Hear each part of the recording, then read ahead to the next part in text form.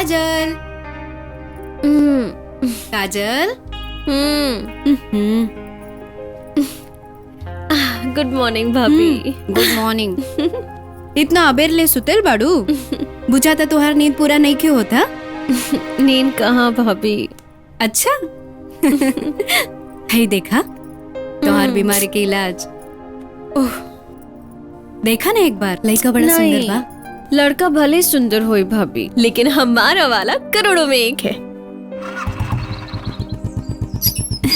एक मिनट हमके कॉलेज छोड़ दे बा?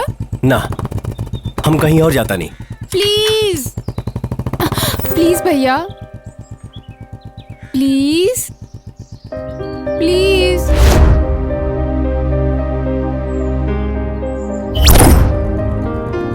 प्लीज भैया, please please please please please please please.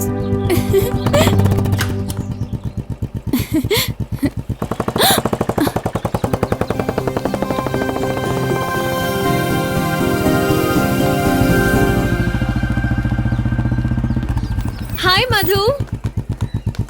हाय काजल।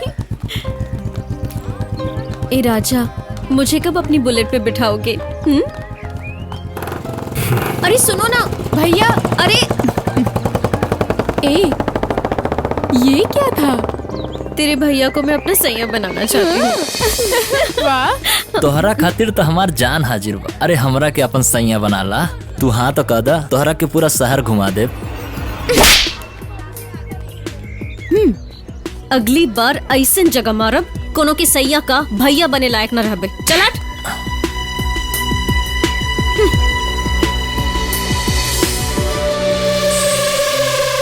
कितना कुछ हो गई, चाहे हमरा के फोन ना कर थी का भाई? भैया हमरा एगो लड़की मिल गई रहे बस में, यही से ही सब भइल। वो हमनी के बहुत मार मरलस, पिटलस, जेल भेजवा देलस। का करते? क्या नाम है होकर? कहाँ मिली हूँ? नाम तो नहीं पता होकर, लेकिन बस बस तोहरा रिहाई के पहले होकर विदाई कर दे। हम विदाई कर दे दुनिया से। मधु मधु please listen to me.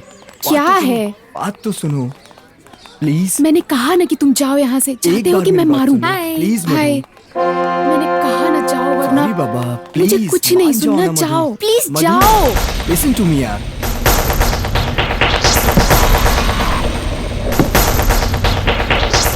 Please मेरी बात समझने की कोशिश करो, छोड़ो मुझे। अरे भैया तोर हिम्मत कैसे भाई भैया भैया हमारे बहन के हाथ लगावे के? हाँ? भैया भैया भैया भैया, जैसन रहुआ सोचतानी वैसन कोनो बात नहीं खे। तो फिर का बात है? भैया अरे बोल ना। भैया हमनी के एक दूसरे से बहुत प्यार करेनी। ये हमरा से वादा कैले रहले कि पापा से बात करी हन, लेकिन ना।